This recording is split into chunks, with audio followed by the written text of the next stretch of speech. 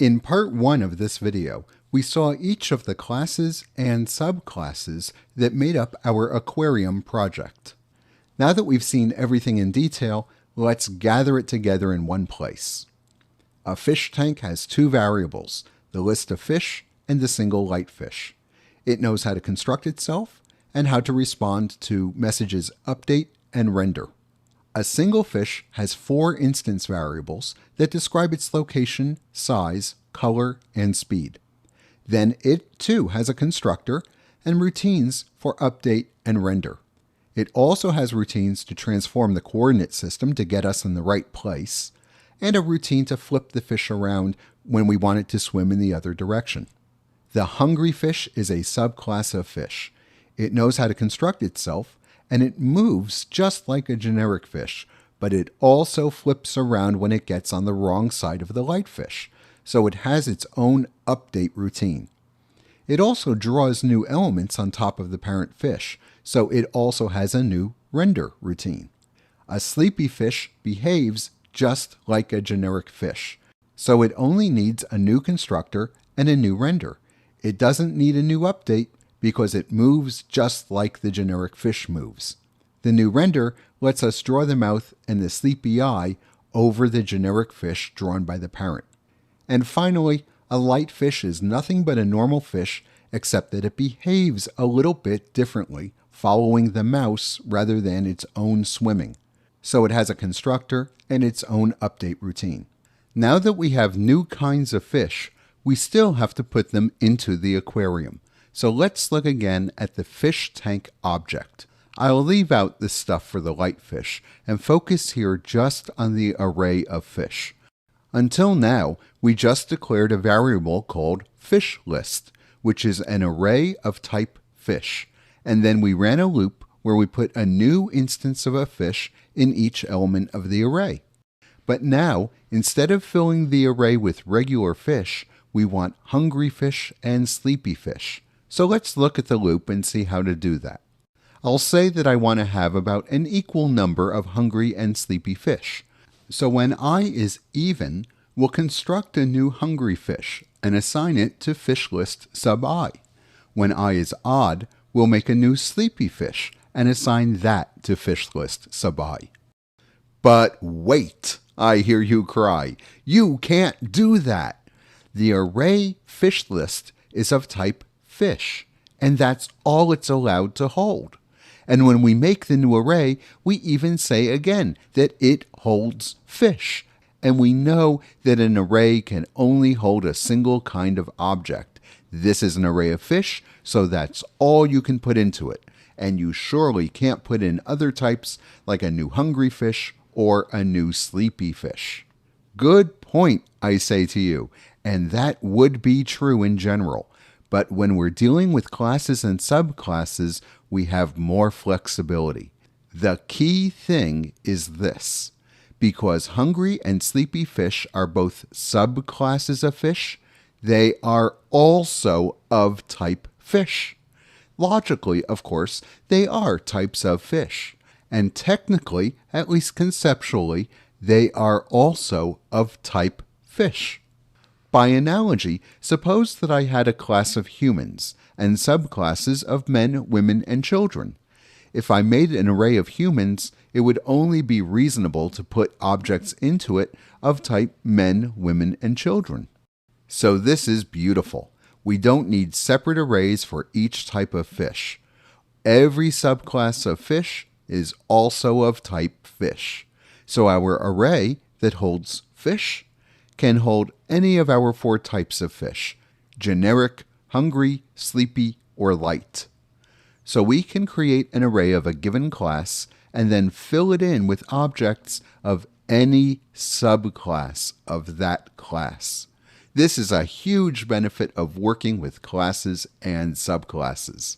Let's see what the aquarium looks like with this design in place. Here are 10 fish swimming around, and the light fish is under control of my mouse. Notice that the hungry fish with the big smiles and open eyes turn to face the light fish. The sleepy fish don't care, and they just swim back and forth on their own. There are a lot of ways to make this program better, but there's one thing in particular that I want to deal with. Notice what happens when a fish changes direction, either because it hits the edge of the tank or because it wants to follow the light fish. It just flips right over. Pop!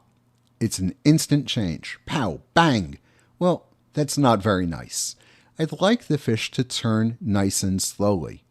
This can also help when the hungry fish catch up with the light fish, because they can jitter back and forth as they move and swim past the light fish and have to keep turning around so that they're always facing it. So how can we make the fish flip direction more nicely? I'm going to take a super simple approach, and I'll just scale the fish in X over the course of a second or two. So that will squish the fish down horizontally until it's nothing, and then it expands again in the new direction. So what do we change in our block diagram to make these changes? Notice that we want this nice flipping behavior to be shared by all fish.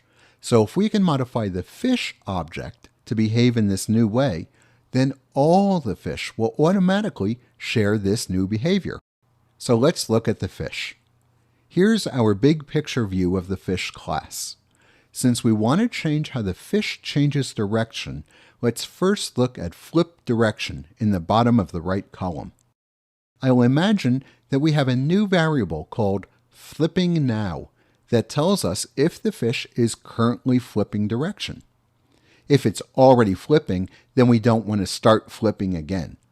Otherwise, we set flipping now to true, and we save the current frame as the first frame of the flipping animation in a variable called flip frame.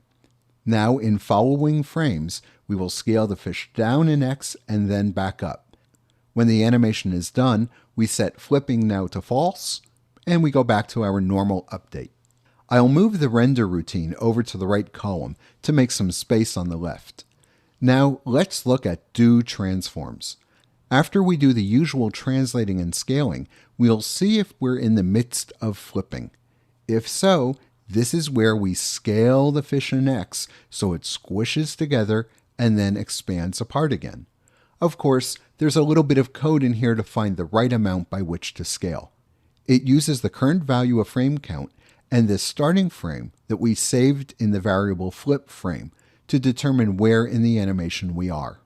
Finally, we need to tweak the update routine just a little. Because it gets called for every frame, this is a good place to check to see if the flip animation has run its course.